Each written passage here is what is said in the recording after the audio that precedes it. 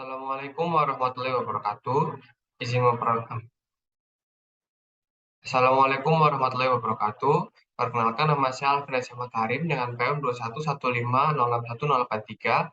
Pada kesempatan kali ini saya akan menjelaskan mengenai dua metodologi lanjutan dari algoritma penjadwalan, yaitu SJF dan round robin. Yang pertama saya akan menjelaskan mengenai metode SJF, yaitu shortest job first. Sesuai dengan namanya, metode SJF ini mencari program dengan burst time paling rendah dan meletakkannya pada antrian yang paling depan.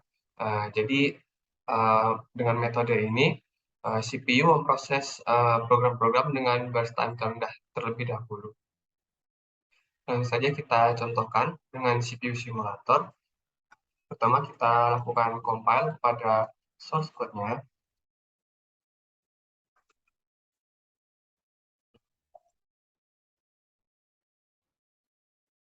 Kemudian kita muat di memori.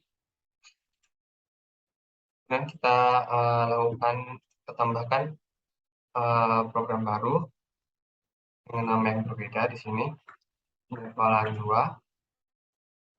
Kemudian kita lakukan compile. Setelah seperti compile, selanjutnya kita tambahkan memori. Setelah itu kita bisa membuka OS simulator untuk melihat proses yang kita lakukan. Pertama kita tambahkan prosesnya, proses penjadwalan 1 dan penjadwalan 2.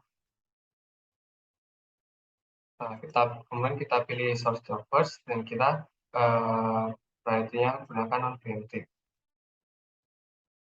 Kemudian kita dapat melihat bahwa di sini burst time dari kedua program ini masih 0 karena cara dari CPU untuk mendapatkan burst time adalah sebenarnya dengan menjalankan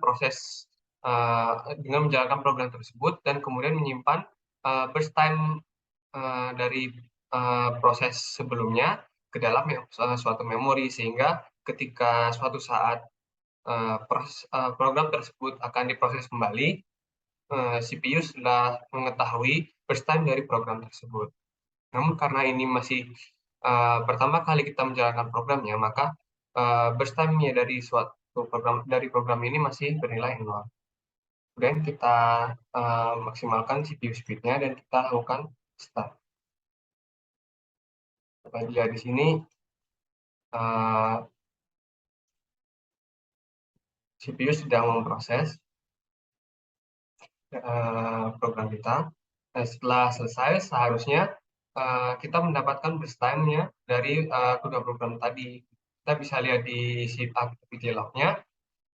Lihat program pertama, dia memiliki burst time sebanyak 95 detik, dan program kedua memiliki burst time sebanyak 95 detik pula.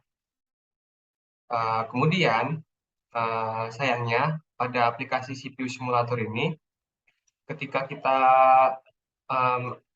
membuat program baru, menambahkan program yang sebelumnya sudah kita jalankan, program tersebut tidak menyimpan burst time yang baru saja kita jalankan, sehingga burst time pada program yang dibuat ini juga masih bernilai 0.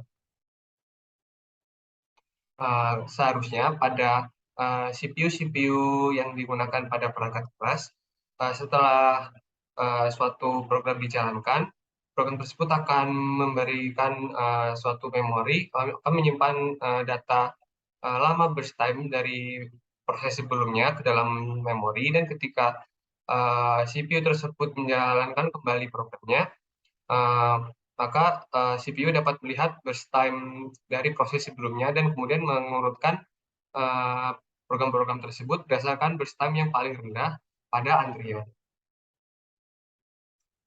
Jika kita start kembali, maka burst time di sini juga masih sama saja, sehingga proses metodologi yang sedang berjalan saat ini lebih mirip ke FJFS.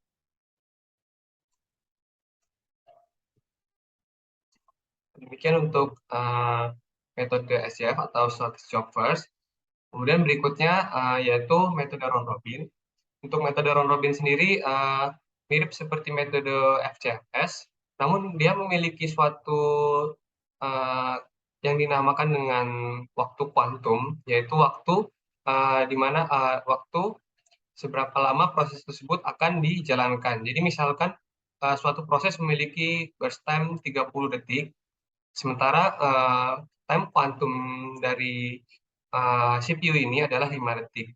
Jadi setiap 5 detik, proses yang sedang dijalankan akan disuspend atau diberhentikan sementara, kemudian kemudian CPU menjalankan program yang ada pada antrian di belakangnya. Sebanyak 5 detik pula, jika program yang dijalankan sekarang belum selesai pula, maka CPU akan kembali mengambil program yang ada di antrian yang belakang. Langsung saja kita contohkan. Untuk supaya lebih jelas, saya akan menambahkan program baru di sini dengan nama baru, jadwalan 3. Kita compile. Ini untuk nama perulangnya saya ubah menjadi 15. Kita compile kembali. Lalu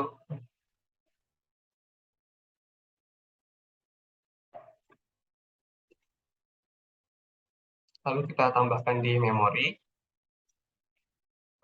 Sudah, kita buka kembali OS simulatornya dan kita tambahkan prosesnya.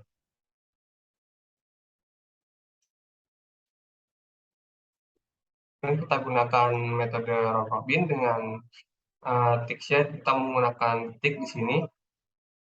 Kita terapkan sebanyak 3 detik. Jadi waktu kuantum dari CPU ini menjalankan yaitu sebanyak 3 detik.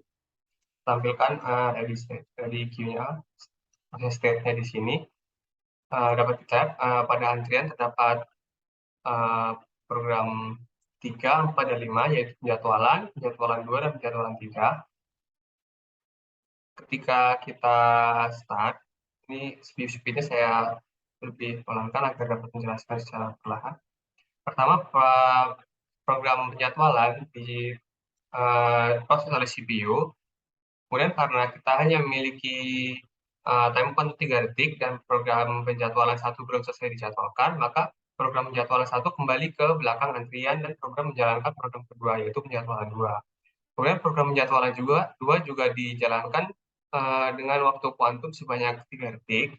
Dan karena program penjadwalan 2 juga belum selesai, maka program penjadwalan 2 kembali ditaruh di belakang dari antrian dan kemudian CPU menjalankan program berikutnya, yaitu program penjadwalan 3. Kemudian program penjadwalan 3 dijalankan di CPU 0, dan karena masih belum selesai, program penjadwalan 3 kembali ke belakang antrian dan CPU kembali menjalankan program penjadwalan. Ini akan berlangsung secara terus-menerus sehingga seluruh program telah selesai dijalankan. Program akan mengulangi untuk memuat, menaruh di belakang antrian, memuat, dan menaruh di belakang antrian.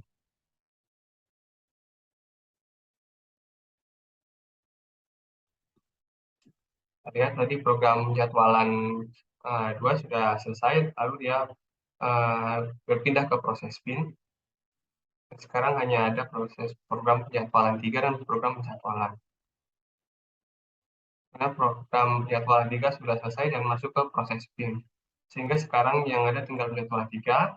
Karena di antrian sudah tidak ada lagi, maka CPU menjalankan program penjadwalan 3 hingga program tersebut selesai, dan kemudian setelah selesai baru memindahkannya ke proses bin. Beginilah sebagai demikian penjelasan mengenai metode shortest job first dan round robin. Apabila terdapat kesalahan, saya mohon maaf. Saya akhiri. Wassalamualaikum warahmatullahi wabarakatuh.